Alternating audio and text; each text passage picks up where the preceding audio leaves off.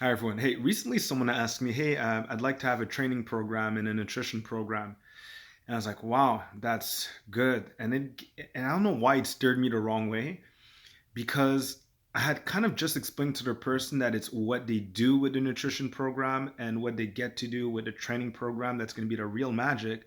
And they're like, "Yeah, but I think that if I just had that, that paper, I'd be fine. And then if I feel like I need more help, I'll see what else I can do with you." And I'm like, that's exactly why I don't want to do any more corporate training, is that the person has the same limited belief about what training is. And I know because I trained with them to evaluate what they're able to do. And they notice themselves that, wow, it's all in the details that makes a huge difference. Yes, exactly. You just saw me once, but there's just so much more information that I could transfer to you to how you could basically turn any training into something that's going to work for you. And if you liked a training program, you can make it work for you by tailoring it to where your limits are right now because you're paying attention to who you're being as a person. What can you monitor from your effort, from the intensity that you're putting into something? Just like from a nutrition program, we could suggest some foods to you, but you could are the one that could assess how this food is transferring into more energy for you or more focus for you. See, you're the expert, not the program. The program helps you have an idea of how you could express the true power of who you are. So then we're going to look here into the principle about raising your spirit, meaning that who I am as a person, how can I pilot my body in a more efficient manner?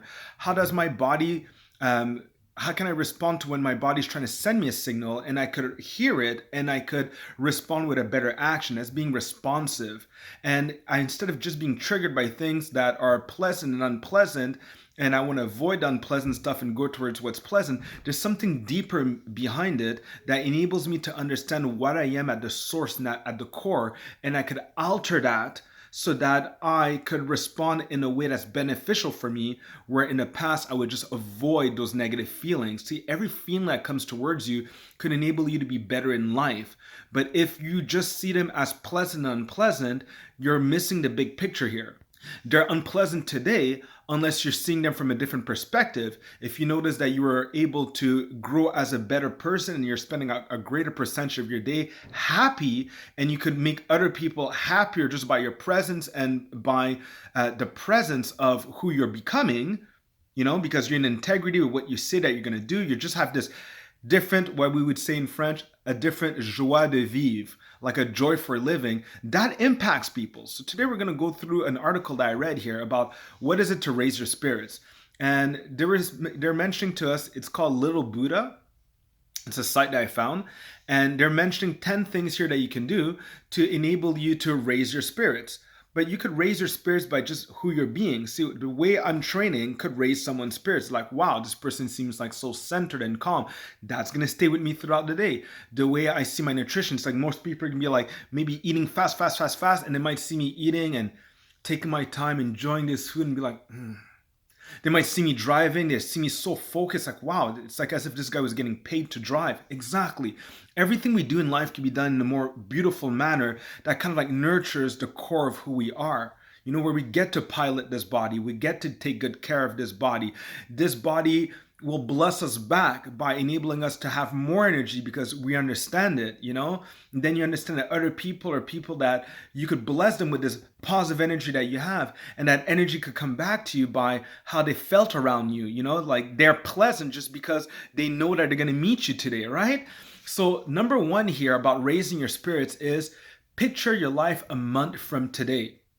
Yes, when we're stuck in, oh my goodness, something terrible is happening, how I can train myself to raise my spirit is to understand that, okay, a month from now, I'll probably be alive and I might be in a completely different situation. What can today teach me about how a month from now things are going to be all good? Why not tomorrow? Because your body moves in phases. Just like one girl that asked me, well, how long is it going to take for me to start getting results? See your body moving in phases. You don't just wake up the next day and you're super fat, unless you really worked hard on it. It is possible, but your body, usually you would notice it by gaps of like a month, like something terrible in a positive manner, or something terrible in a positive manner, something terrible in a way that you don't want, or something magnificent in a positive manner where it's like, wow, I think I really leveled up here. The only danger here when we talk about physical training, and it's just like a small window I'm opening, is that it takes more time to see something positive.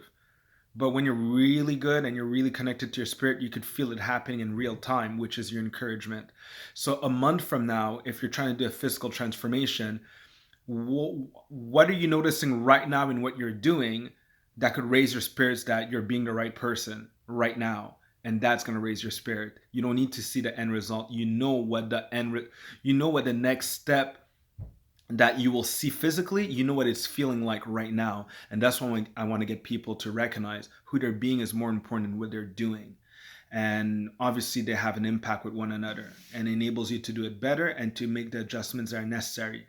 Next is create a peaceful space for yourself. Ooh, that one's very important. I think it's going to intersect with another one of the points, because they're saying your environment matters, but just for yourself, being able to create a peaceful place for you to be able to think differently. We're always throwing ourselves with obligations.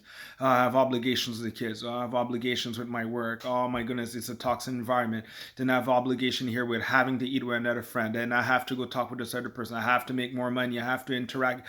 And then we're having to interact with entertainment. It's like we're always having to interact instead of getting to interact. So unless you could create a space for yourself where you get to see, okay, how can I approach these things where I'm benefiting from it, and I'm benefiting from like who I'm being. It's like what I want the most in life.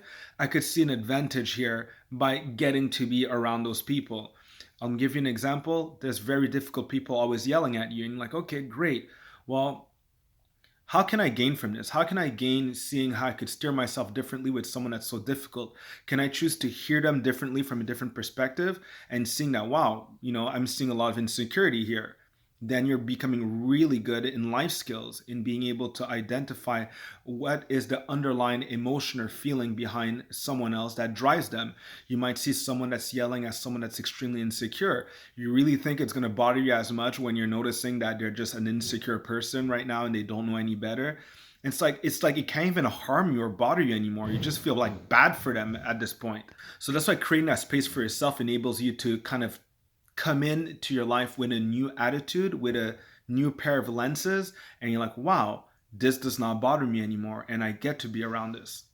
Next is remove yourself from negative, draining conversations. Yes, there's some conversations that are going nowhere. There's some people that are not interested in what interests you, and it's just going nowhere. People fighting about opinions, but no one actually has the real experience to actually know what makes sense or not. Meaning people talking about like fasting being something completely retarded. Do you know fasting? Have you experienced it? Then no. Have you done the right research about it? No. So then why are we even having this conversation?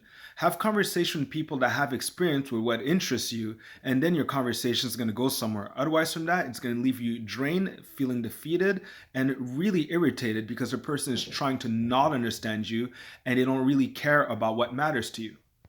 Next, number 4, celebrate small wins. And this is very important because we acknowledge more what goes wrong. And it's very easy to say, wow, everything's going really wrong. Wow, my life is over, when things get tough. But we're not like paying attention to small things like, well, at least I did that well. Well, that could have been certainly worse. Like, that momentum is something that has to be trained for you to be able to see the things that are positive, and that it's not all black, like there are parcels of light, and it's like, wow, well, there's a parcel of light here. How can I make this better? How can I raise that? Then it keeps you in finding solutions instead of like kind of like giving up. And I would say it's very important in terms of your self-worth and just feeling the confidence that you got this under control. Next is setting boundaries. They said selfishly set your limits. Well, for someone that's thinking about being selfless, it's just like nonsense in a way, because you treat people will treat you how you treat yourself. So if there was something that was never negotiable, such as I'm never going to I'm never going to spend less than 7.5 hours of time in my bed, then people are going to leave that alone. But if you're like, okay, well, people could smell that and they'll attack it like a shark and make you feel stupid from even thinking twice about what they demanded from you. Just like when you choose to eat in a certain way that you feel, you know what, I'd be proud of eating this way. and then you're with some other friends, and then you feel that you're going to be a burden to them. It's because there's actually a space where it's negotiable in your mind, such as if what they think about you matters. And then you're like, oh my goodness, I don't want to bother them.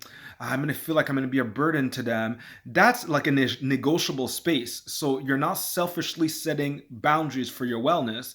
And are those people there to eat with you? So then they're selfishly there to eat, and for you to live your life like how they live their life? That's being selfish, right?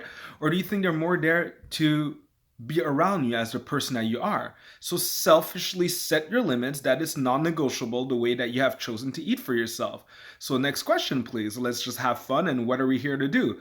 Have fun, to socialize and talk about whatever we have chosen to talk about, but obviously not talk about opinions and conversations that are draining and that go nowhere. So self set limits that take care of you, and the limits in which you are able to protect the activities that love you back. You feel there's an improvement in your day, in the way you feel about yourself, the confidence that you're building in being able to set better boundaries. And it's just about being able to experience life on a higher level. Set those boundaries. Other people will not set those boundaries for you. Au contraire, quite the contrary, they will attack them if they feel that there's a weak opening.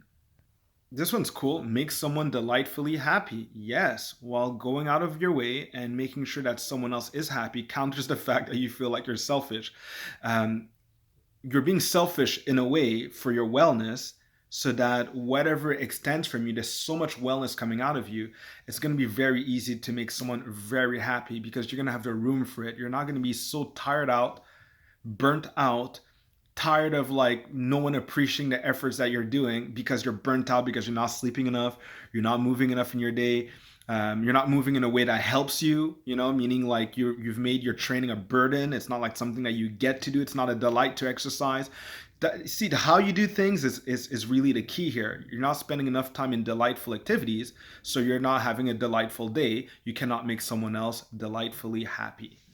That's why those boundaries matter. That's why that silent and silent time that you could spend on yourself, that quality time, that room for yourself, that's what enables you to think better about what you need to do better in your self-discipline, that enables you to be happier with yourself and others as a result. And I like this next one. Number 7 is wake up 20 minutes earlier. Yes, because how you are in the first part of your day determines a lot of the rest of your day. This is something that I have experienced a lot because I noticed that I always wake up in a completely different mood. One day I woke up 3 days ago and I was like sad, really sad. Another day I woke up ultra angry. Another day I'm like delightfully happy.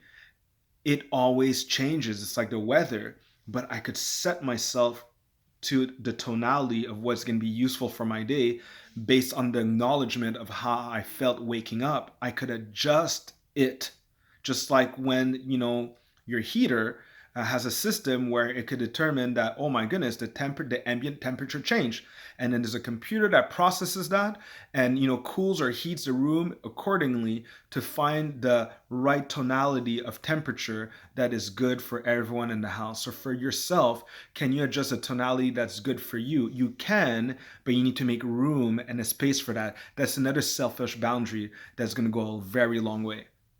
And those boundaries is like the biggest self-care thing that you could do for yourself. You care about others, so you need to take better care of yourself. Yeah, so it's called setting your mind manually. So here, number 8 is accept the imperfect, meaning things you might have something in mind to set a certain standard. But the thing is that it might not always end up being at the standard that you want. Learn to accept the imperfect. And I would say it's a form of acceptance here, meaning not being so attached to a way a certain thing has to be that you're making it a burden, and you're making it something that's unpleasant now as you try to hit a certain standard. So sometimes they're just mentioning make sure that your standard could slide sometimes, just so that it doesn't turn into something that becomes counterproductive to your essential well-being. Number 9 is lean on an authentic friend. They're saying that it's hard to be an objective observer, which is key. When you're going through tough times, you might feel like in a labyrinth sometimes. Everything is dark. It's not clear. can't trust your feelings, like stuff like that happens. So having a friend that's going to be there like with no judgment and like a flashlight is going to be very important. And if you're that friend, be a kind friend with that. Because people could be really sensitive when they're going through something difficult. They don't need you to lecture them or to be, lack tactfulness when you try to bring a point. Just allow the person to see for themselves what they need to see, instead of trying to blast them with, well, I'm not happy here, or I'm upset, or you're this, or you're. No judgment is necessary. It's just, can they see it or they can't see it? Just allow someone to see it for themselves. They will thank you for your tactfulness, and that is what being an authentic friend is as well.